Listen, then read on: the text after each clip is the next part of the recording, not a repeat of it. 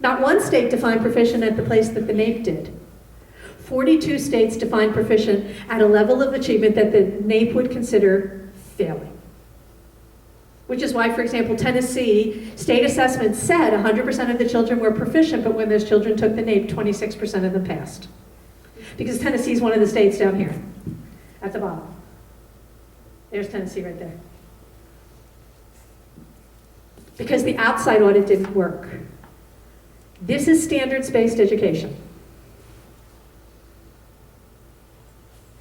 People keep saying, well, we just did it correctly. It does not work because it cannot work. Because you can't standardize children.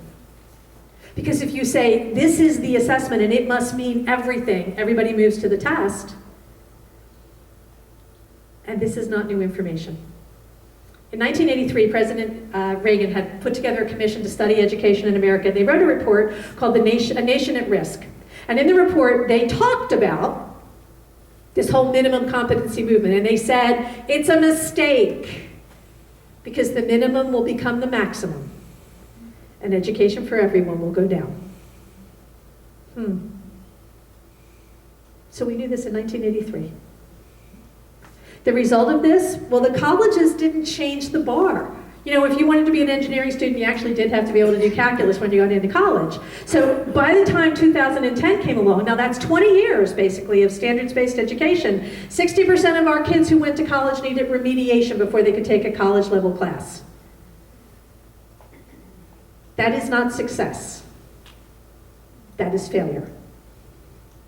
Well, does the new law change it? And what you hear is the new law, well, it gives the states so much more authority and the ability to move things along. This is right from the new law. This is the state plans. Your state plan now has to coordinate. These are all different federal pieces of legislation. Your state plan has to coordinate with 11 different pieces of federal legislation. And you have to certify in the plan that you have complied and that you are in alignment with all 11 pieces of federal legislation. You submit your state plan to the Secretary of Education. The Secretary can disapprove the plan if the Secretary says that the plan didn't meet what the Secretary considers to be the obligations of the section. And you can appeal and you can resubmit your plan to the Secretary who disapproved the plan. And you can request a hearing with the Secretary who disapproved your plan. There is no way to get past the Secretary. So Mr. King has moved from in charge of your education here in New York. He's still in charge of New York education. He's just doing it from Washington. Because the Secretary can disapprove your plan and make you rewrite it and rewrite it and rewrite it and rewrite it until you comply. The federal legislation is interesting.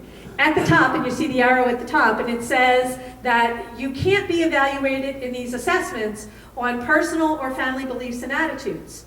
On the same page, it says we have to include measures that include higher order thinking skills. So you can't measure attitudes, you must measure higher order thinking skills. What are higher order thinking skills? They come from Bloom's taxonomy. Higher order thinking skills, the lowest is remembering. That's, memorizing your times tables. By the time you get to the higher order, adapt, modify, compare, combine, decide, judge, assess, compare. You're creating, evaluating, and analyzing. Those are attitudes. So the federal legislation says you may not test attitudes. You are required to test attitudes on the same page. It also says that you can assess students' proficient and growth. You can measure, you have to measure their proficiency on the achievements. It goes on to talk about, I'm going to go up here. It says, if you look at the top, you can use computer adaptive assessments. If you look right there. Computer adaptive assessments. So the federal legislation allows computer adaptive assessments, and here in New York, you're saying you're going to use computer adaptive assessments. What is a computer adaptive assessment? A computer adaptive assessment says your answer to question 1 determines the content of question 2. And your answer to question 2 determines the content of question 3. So you and you and you can be sitting in the same room taking the same test, except you're taking 3 different tests. Which means now not only do we not know what the score is, we don't know what test the child took to get the score. If it's too hard, I can make the question easier. If it's too easy, I can make the questions harder. So in one audience, a mother talked about her little boy and that he was very good in math, and all of a sudden he was intensely frustrated and he wasn't doing very well. And she went in to ask, well, he was taking computer adaptive assessments and they made his tests harder. So now instead of getting A's, he was getting C's. But he wasn't doing the same work the little one said he beside him was doing. In Massachusetts, was the Park test, and the little girl, she was in 6th grade, and she went in and got to like question 5, and the question said, when you come home from school, is your mom home? She didn't think that was an appropriate question, so she didn't answer it. And she went to hit next on the screen, and she got an error message saying, well, you have to answer the question, because the content of question 6 is based on your answer to question 5. So she went up to the teacher and said, I don't really feel very comfortable answering this question. And the teacher went, well, I can't really help you. Which meant she answered 4 questions of the assessment. You know what her score was, of course. Her mother wasn't the happiest person on the planet, so the mother went down to the school and said, I want to see the test. And the school said, well, we can't show it to you because her answer to question 1 determined question 2, and her answer to question. There's no way to repeat that. There are 18,000 different combinations. So there's no way for us to show you the test that your child took.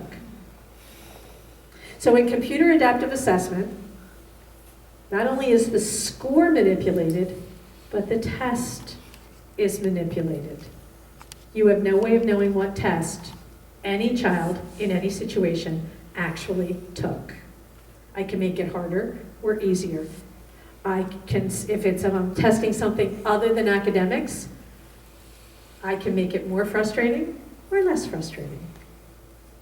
So by manipulating the content of the questions, I'm manipulating the test, except you will never know it. The federal legislation says that the state may include measures. It's funny, in federal law, may is actually stronger than shall. I learned that working there. So student engagement, educator engagement, school climate, any other indicator the state chooses. Student engagement. Well, the federal government has begun to put that together. These are the family engagement. It's a draft. There are a couple of ways that the federal government does drafts. Sometimes it does a draft because somebody's just doing something and they're thinking about it. Sometimes it does a draft because there's legislation and they're required to put together a policy statement. And in the requirement, the first thing they have to do is come up with the first statement and put it out for public comment. And so the first statement is a draft. This is their policy statement. It was the first go-round that they put out for public comment. So it's actually what they thought, this is the statement that they want to put forward, and now they must respond to public comment. So what did they say? They said family engagement is the systematic inclusion of families as partners in children's development, learning, and wellness. It is the position of the Departments of Health and Human Services and Education that all early childhood programs in schools recognize families as equal partners with the government in improving children's development, learning, and wellness. Equal partners with the government? We're the senior partners. Our children don't belong to the government at all. They're the hired help. And here's the government saying they're going to recognize you parents as equal partners with them. The statement goes on to say is that we're going to embed effective family engagement practices in educational settings where families are seen as assets and partners in children's development. Assets to the government. Remember, that's who's writing this statement, the federal government. We're going to combine professional expertise to promote shared learning and responsibility for children's healthy development. There'll be two-way communication by valuing family input Isn't it nice that the federal government will value your input?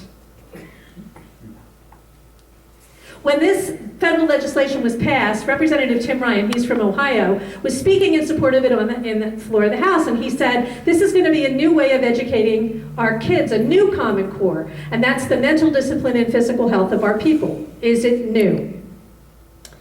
The folks who wrote the Common Core Standards, the Council of Chief State School Officers, in 2013 came out with a document called Knowledge, Skills, and Dispositions, in which they said that the Common Core Standards are foundational but not sufficient, and that we need to test dispositions, behaviors, capacities, habits of mind. They went on to define them, and that's small, so I made the disposition side bigger. And this doesn't like me, there it is. Agency, initiative, resilience, adaptability, leadership, ethical behavior, right? We want the government teaching about ethical behavior, right? Civic responsibility, social awareness, self-control. Socio-emotional skills or behaviors. That's called attitudes, opinions, beliefs. They would never do that. AIR is the American Institutes for Research. They and Pearson are the two companies that are building the tests. AIR does a lot of the Smarter Balance tests across the country, but as Pearson falls into disfavor, a lot of states are moving their contracts to these folks, and they wrote a paper called Improving College and Career Readiness by Incorporating Social and Emotional Learning. And in the paper, they listed 5 topics: self-awareness, self-management, social awareness, relationships, and responsible decision-making. Ethical choices, which is, remember the dispositions we just looked at, so that should look familiar. And what they said was, well, social and emotional learning is the foundation for Common Core, even though the connections aren't always apparent. The Common Core English Language Arts, questions demonstrating independence, adapting communication.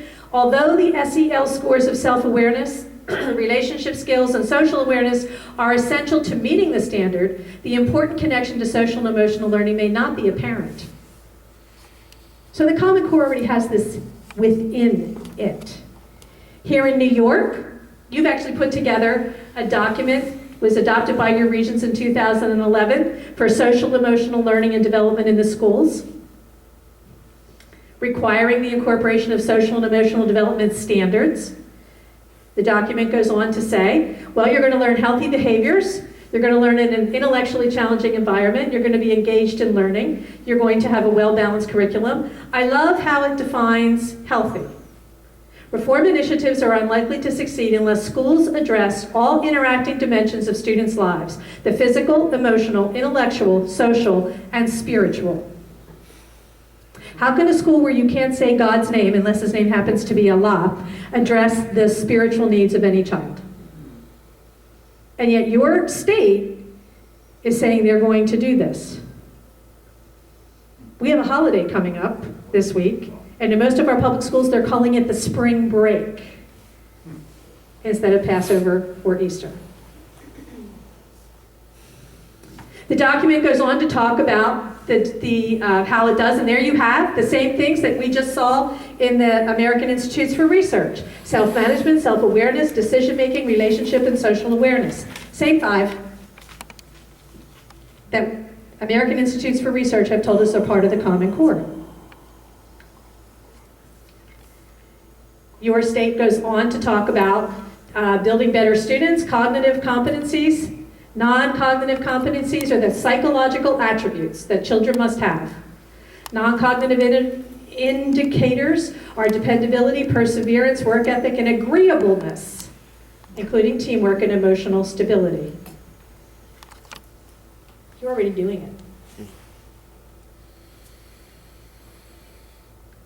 And if you remember the legislation we looked at, the school climate, remember you could look at family engagement, teacher engagement, school climate. There's your school climate and your engagement and your environment, and there's your standards and your data systems, the turnaround schools, and they're affecting teachers and leaders. So you've got the plan right here, and again, this is right out of your New York State documents.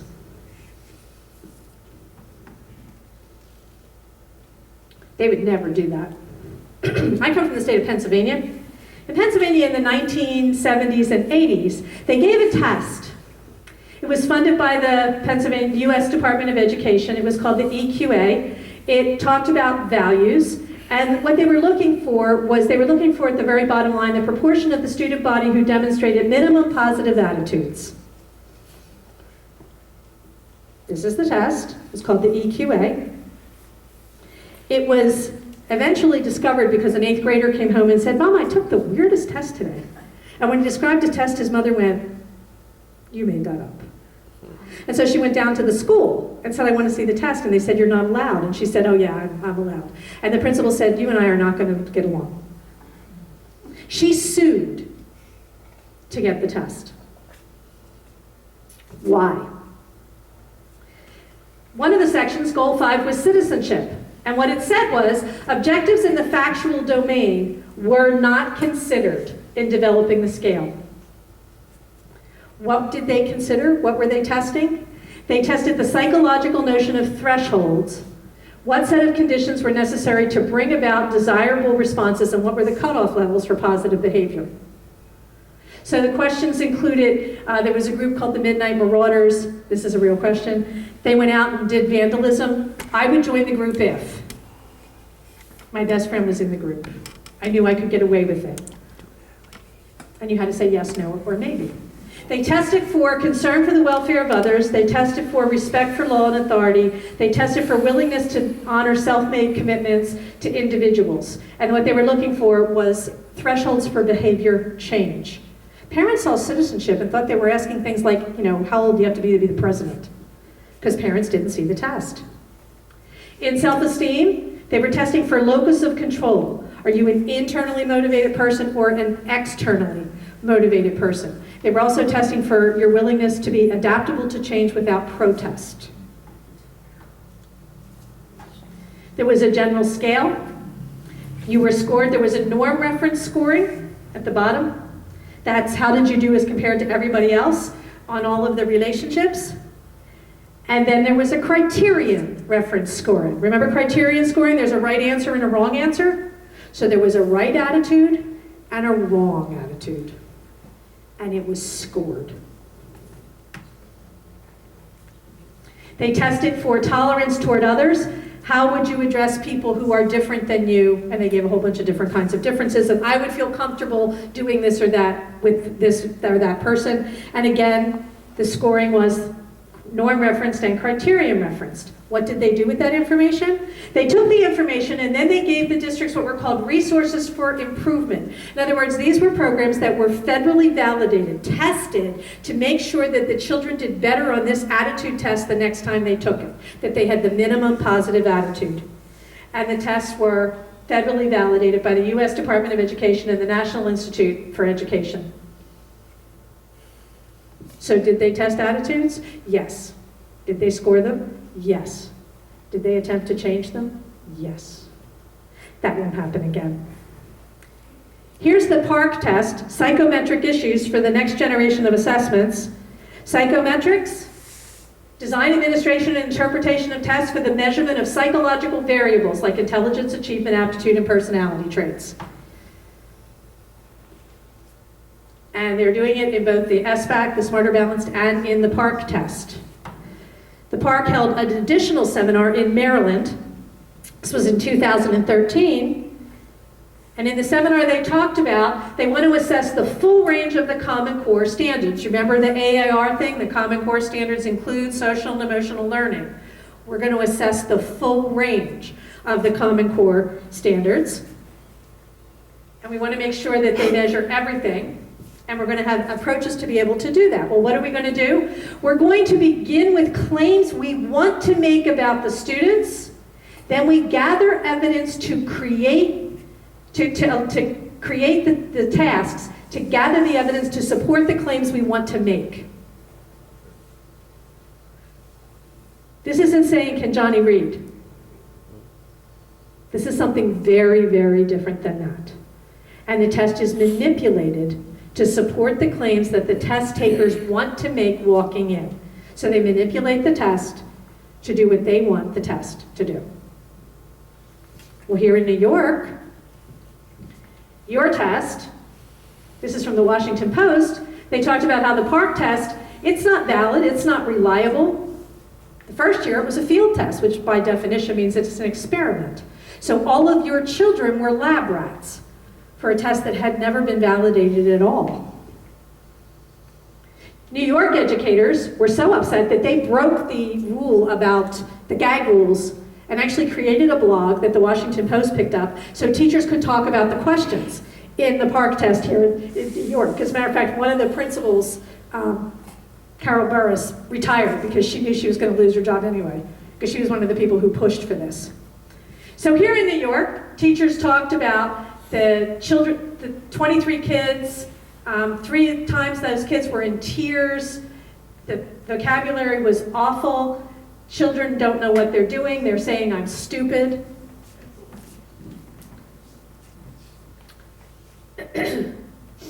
This is a 6th grade article. The bottom line talks about how the spaces function as a plinth for the work. Do you know what a plinth is? I'm not seeing any hands. How many 6th graders do you think know what a plinth is? A plinth is, you know when you see a statue, the thing it stands on? That's a plinth. My kid's an architect, that's how I know that. But 6th graders don't know what a plinth is. Can you imagine being in a time test and that's what you have to take? And you can read about the 3rd grade test, reading level of 5.9, interest level of 9 through 12th grade. A test for 13-year-olds that included bowdlerized habituation techniques, counterintuitive orthodoxy, circuitous, risk-averse culture, and litigious. I love the last sentence. Paradoxically, this is an 8th grade test, we posit that our fear of children being harmed by mostly harmless injuries may result in more fearful children and increased levels of psychopathology. Can you imagine a 13-year-old in a time test trying to figure out what that sentence means? No wonder they're responding the way they're responding. Charlene Williams is a psychologist from UCLA, and she looked at these tests and she said there's no validity. Doesn't measure what you think it measures. The cut scores are arbitrary, so we have no idea what that score means. The scores are computer adaptive. You don't know what tests, you don't know what the child took, you don't know what the child said. The scores, therefore, the test is manipulated. I can make the scores higher or lower by manipulating the items that the children see. The scores, we have people who are hired through Craigslist and paid minimum wage to score the test, and they have to score so many an hour. You have no way of knowing who scored your child's test. Was it, Lucy Lenian or Mary Martinet? You have no way of knowing. The scores there's no way to put the raters together because that's purely subjective as well. So they're taking a subjective test, scored subjectively, based on a subjective standard, reported subjectively, and now we're going to make objective decisions based on that. This is the definition of nuts. The definition of evil. She goes on to say that the 2 testing companies, Pearson and then PARCC and Smarter Balance, because those are the 2 tests that they do, they say, well, the tests are copyrighted so nobody can see them, which means nobody can test their validity because they're secret. Now, when I was in grad school, I actually worked in a psychometric testing clinic at the university. So if you gave the Iowa test, any of the achievement tests you took, there were 4, Iowa, California, Metropolitan, or Stanford, you couldn't see this year's test, but you could see tests from 2 years ago. They published them. So you could see, and you probably saw some because you could see the tests. That way people kind of knew, these are the kind of things that they're asking, this is what the test contains, and when you got your data back, if you think about what was on your kid's test paper, down in this corner, it would say question 1 was addition with carrying, multiplication with multiple digits, right or wrong. So not only did you know how many they got right or wrong, you knew which question was right, which question was wrong, and what the question was about. They didn't give you it's 6 plus 10. You didn't get the exact numbers, but you then could look at that and say, oh, they can't multiply. but they can add. Then you got up at the top, it would say you were at the 6.9% grade level. Remember, you got a grade level number. Did you ever wonder where they got that? How could you be in 4th grade and get a 6.9% grade level? Because the tests, if you were in 4th grade, the questions started at the 1st grade level, and they went to about the 8th grade level. They usually went up about 3 years, give or take. And so you could look at that and see where the little one fit along the line. Did they stop answering questions at about the 2nd grade level? Well, then we know they're operating there. They're in 4th grade, but they're answering questions that we would expect 6th graders to know. Oh, good for them. Which is why the test wasn't high stakes. Then you got a norm. How did I compare with everybody else? You got told how your school district compared, or maybe your school building, or your state, depending on what you wanted. The test was valid. You got raw data. You got a norm reference. It was reliable. And it was never high stakes for the children. Since we couldn't control what the child brought to the situation, it was one measurement among many, which is why, as Representative Tedesco said, he never, as a teacher, had to have counseling sessions with the children about how to take a test. Because we told them, okay, we just want to take a measurement. It's not going to affect your promotion or your grade. We just want to know. It's not something to be upset about. And by and large, they weren't upset. Did you sometimes get funny answers? Yeah, sometimes you had little boys who said this doesn't count. Because that's what little boys do. But we knew that. It was one measurement among many. It was never high stakes for the children. And a district could look at those over like a 3-year period and say, oh, Mrs. Blankenschmiel, who's the 4th grade teacher, and her kids are operating at about the 4th grade level. She's good to go. Maybe there's going to be kids above and kids below. Real data, real numbers. The testing company, they didn't care if you did well or poorly. They just got paid. Outside audit. We actually did know how to do this. Interestingly, the Park test last year was about $27 a head. The Iowa test is $9 a head. Big difference in those numbers, isn't it? And you get real data.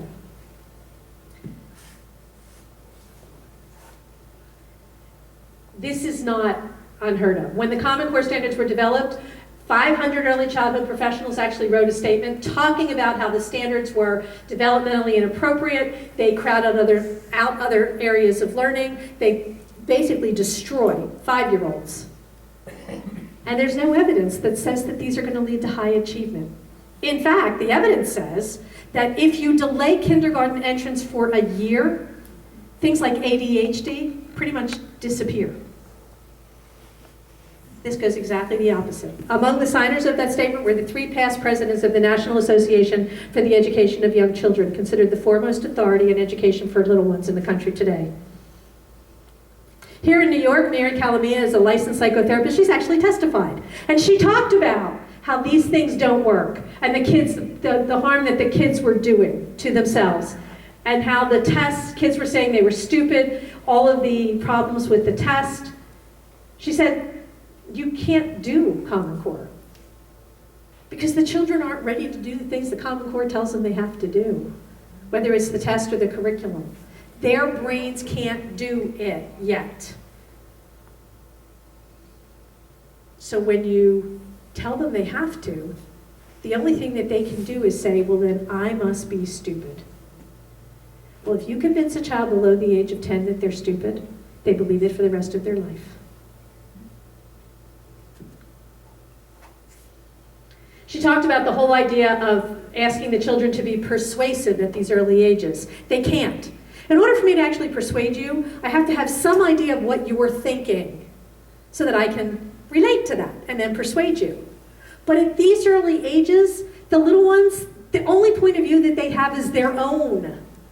So the only thing they can do when you say to persuade is to try to scare you, because that would be the only thing they understand, which taps into the limbic system, which is exactly what you don't want to tap into when they're little, which is why we have children, we have increasing incidents of violence at the early ages in schools. We're kind of inciting or stimulating a part of the brain that we should not be stimulating. We want them to learn to control it, not stimulate it. In math, the writers of the standards themselves said the Common Core standards won't be high. As a matter of fact, the College Board Senior Vice President said calculus isn't even part of the Common Core sequence because it slows math down. The National Center for Education and the Economy, Mark Tucker is one of the federal, this is a think tank, and he is an advisor to the US DOE and has been since the Clintons were in office. He wrote a document called What Does It Really Mean to Be College and Work Ready, saying it means to be ready to go to a community college. That means middle school math and Algebra 1 by the end of your sophomore year in high school. Because he said, most community colleges start with Algebra 1, so it's a waste to teach Algebra 2 in high school to have them go to a community college and teach Algebra 1. And since you don't need it for a career, it's a waste to teach it. He acknowledged that it was very low. Is it a waste?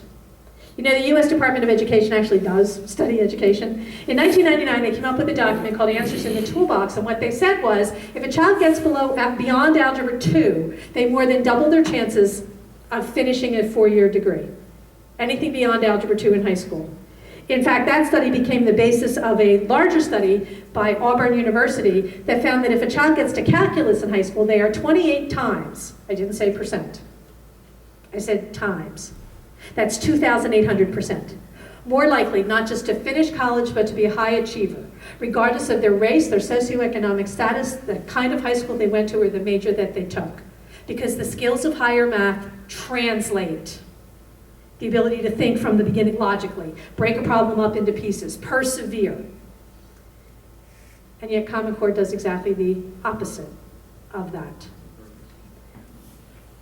In English Language Arts, this is a 12th grade Common Core textbook. And the very first thing that they tell the children on the very first page is that every selection in the book is available in audio format, and there's an audio summary. It's an audio cliff notes. I was in Tennessee, and a teacher went, well, no teacher would do this. And I looked at her and said, so you've never taught 17-year-olds, right? Because you know, if you tell 17-year-olds you don't got to read the book, you know what they're not going to do? They're not going to read the book. Because they're 17. That's what happens when they're 17. And the very first thing that they tell them is that they don't have to read the book.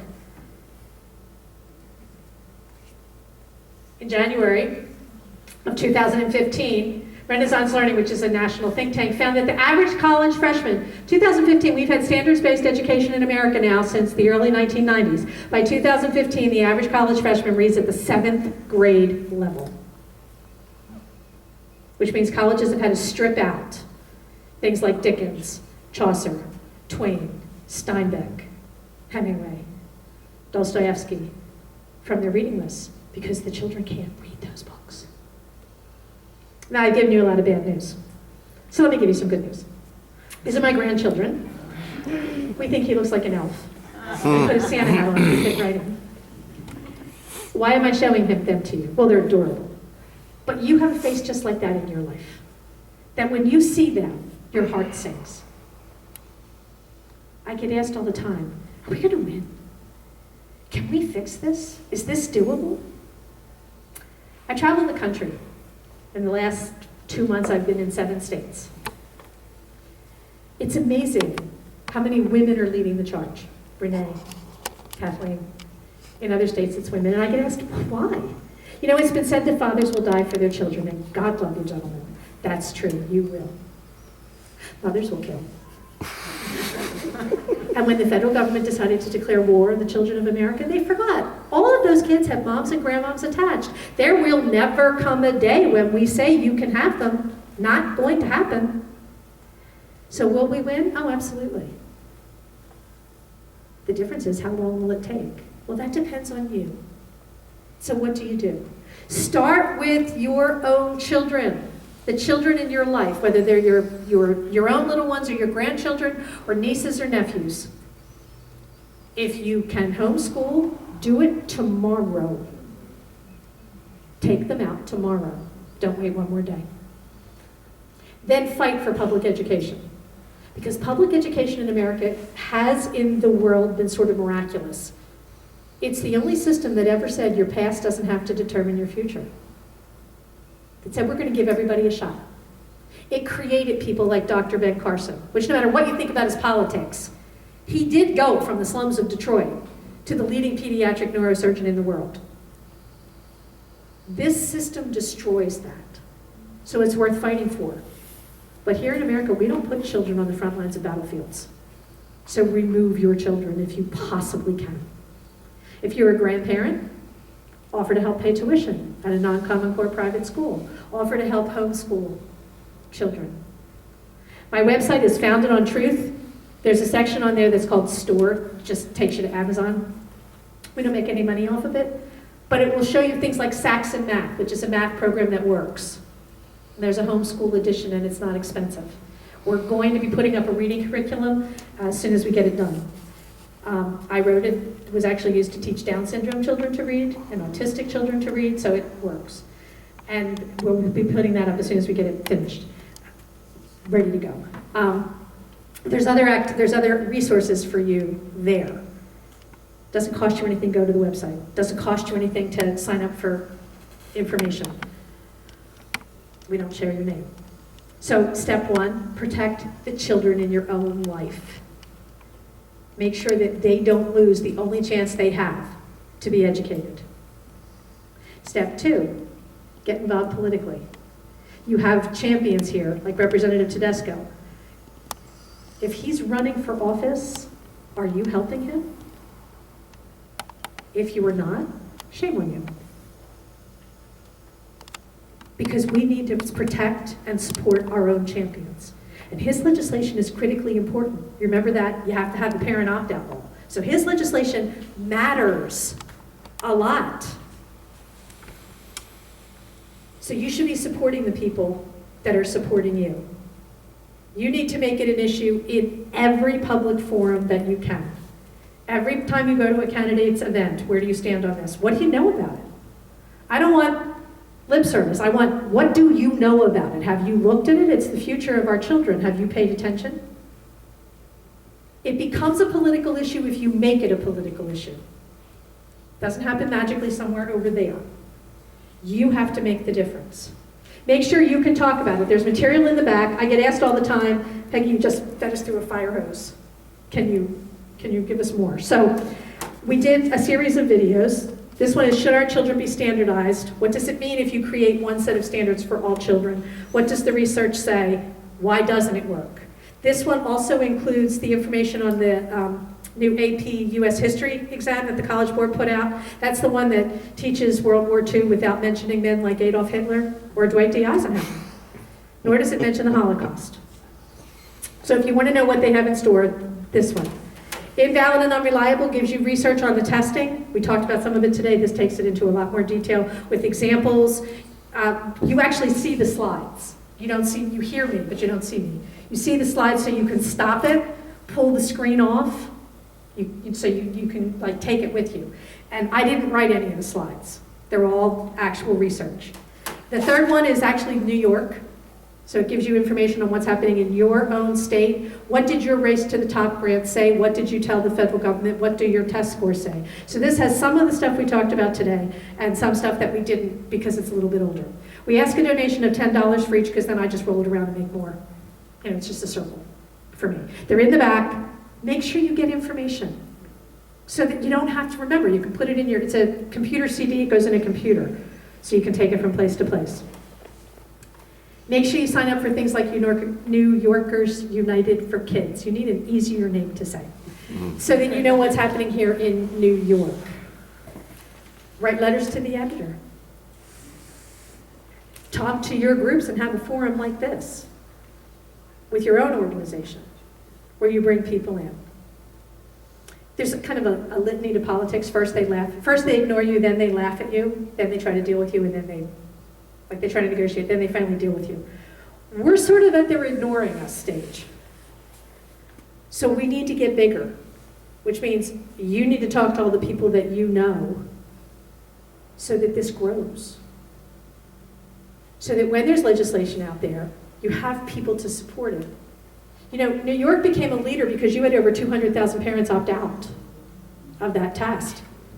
And that made it a national issue. So you guys already are doing a great job. Now take the next step. You led us in the opt-out movement, but you also gave us John King. So, kind of breaking even here. So you need to take another step. President Reagan used to say, Freedom isn't in our blood. It just doesn't automatically pass down. If we want freedom to be preserved, we need to defend it. We need to teach it to our children. We need to stand up for it. Because if we don't, we will become the generation that has to tell its children and grandchildren about an America where people used to be free. I have no intention of having that conversation with my grandchildren. I came here today to beg you to join me. Thank you.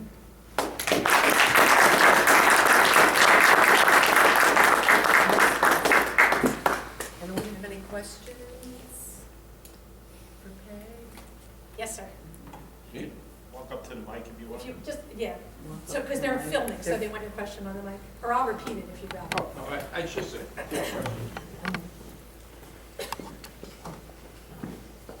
So I graduated high school in 1962, and we took Regents exams then. I was wondering what they were based on and who controlled them.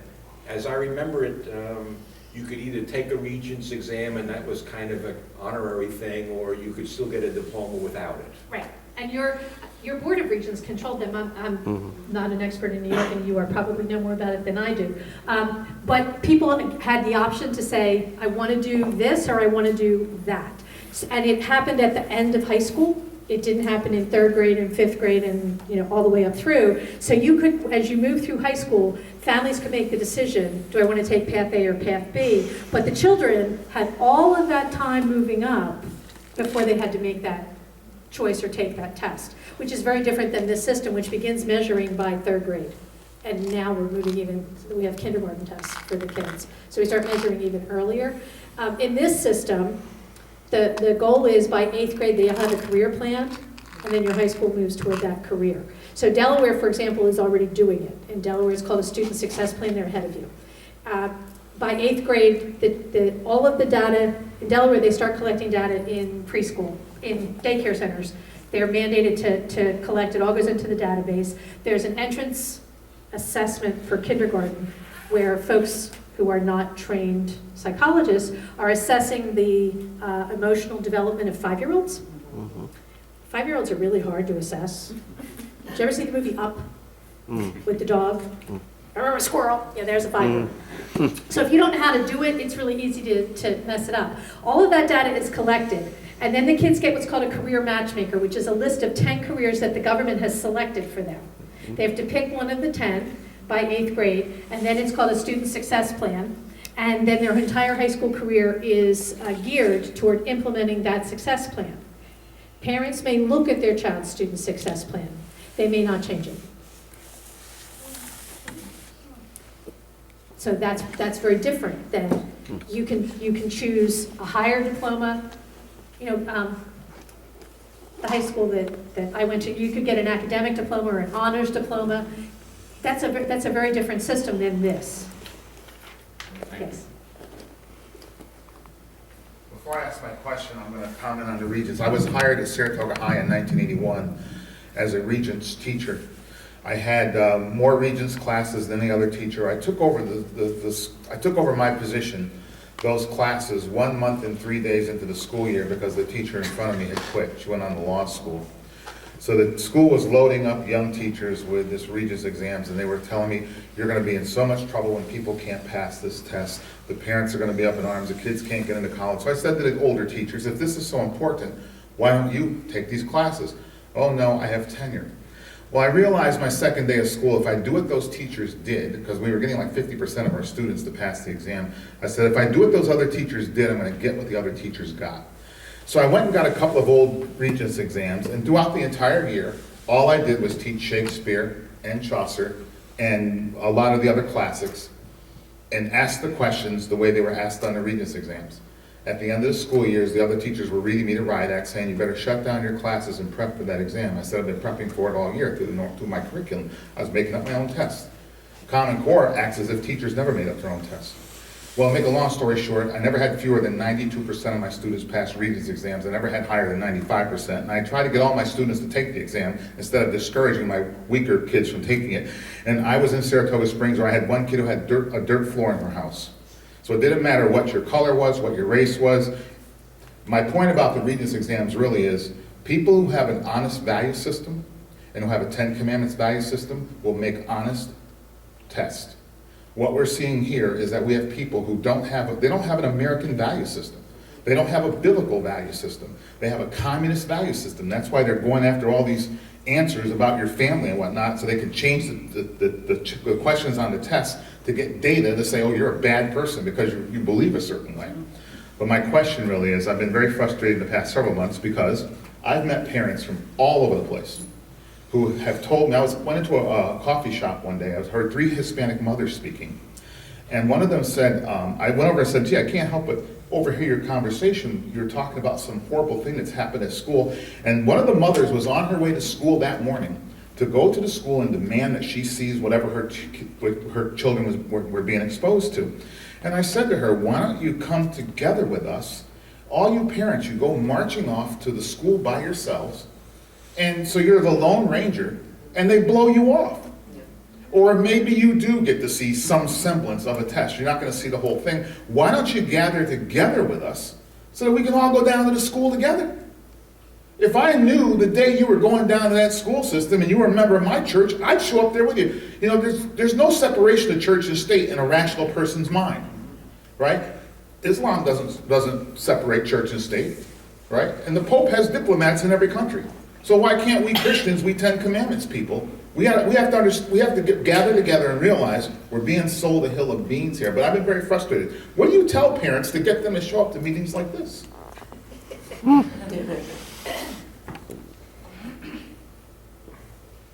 know,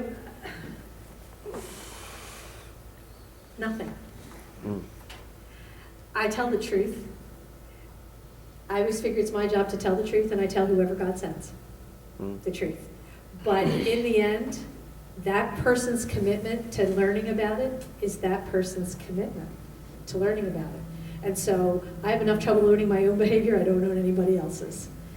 You know, we talked about, remember in the 90s when this was first passed and there was such a ruckus. I was one of the leading national opponents then, too.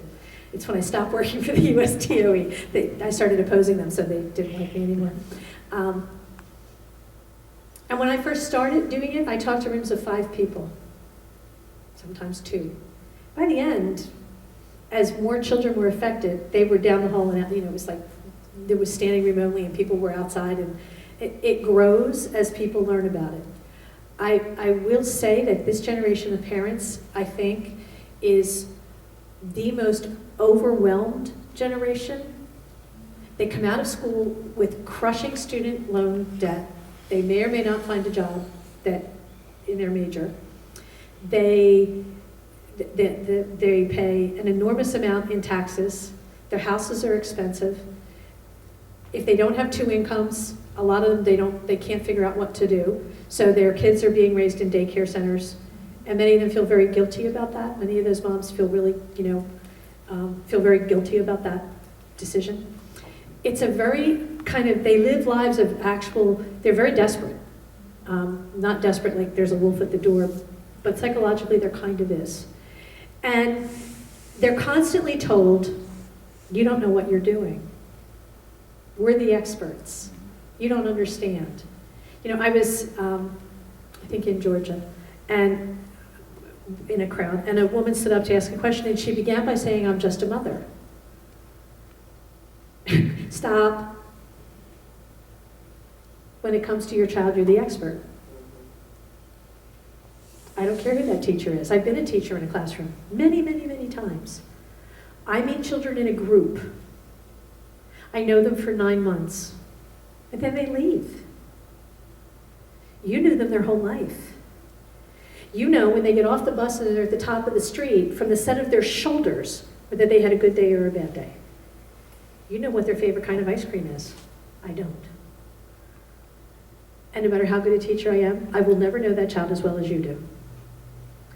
But this generation has been told that they're just moms. They're just dads. They've been told that they are not, that they really don't know what's best for their children. So the first step is to get them to kind of reacquaint them with who they are and what it means to be a parent and how amazing that is and what a force they are in the life of their child, because they really don't know. They really don't. They're sort of lost. Now, I will tell you that last year, for example, the homeschooling population in America grew by 667,000 children. That's more than the population of the city of Seattle. That's not how many are homeschooled, that's how many more are homeschooled. And this year it's on track to be even bigger. Private schools, in many cases, they're running with waiting lists, ones that used to be struggling. Parents are trying. And so, I kind of see my job as being a support system for the ones that want to. Some of the most heartbreaking conversations, I was here in New York, I was down in Brooklyn, the Bronx. I was in one of those boroughs. And a mother came up to me afterward and said, I'm a single mom. I work 2 jobs just to keep the apartment. And every day I send my 12-year-old son to a school that he knows I don't approve of and he hates. What do I tell him? And then she stood there and waited for an answer. Can you imagine how heartbreaking her life must be? I work with a scholarship program I have in Pennsylvania and Virginia that creates scholarships for low income, like in the city of Philadelphia folks, and they send them to Christian schools. And they only give away as much money as they have each year to give away. And the parents have to come to the meeting to get the application, to get the scholarship. So that January was like 2 years ago. That was the January where it was like negative 25 degrees before the wind chill. Remember, we had that horrible cold snap. The doors opened at 6 o'clock. These inner city Philadelphia moms, they were standing outside at 2 o'clock in the afternoon, waiting for the doors to open. And when they came in, the amount of money she had, I watched mothers having to decide which of their 3 children could get the scholarship to go to the Christian school instead of the public school. Can you imagine being that mother? Which of my 3 children will I rescue? Can you imagine that? That so upset me, I went out and raised them $50,000 so that all the children who were in the room got a scholarship that year, because I was so upset that they did it, that happened.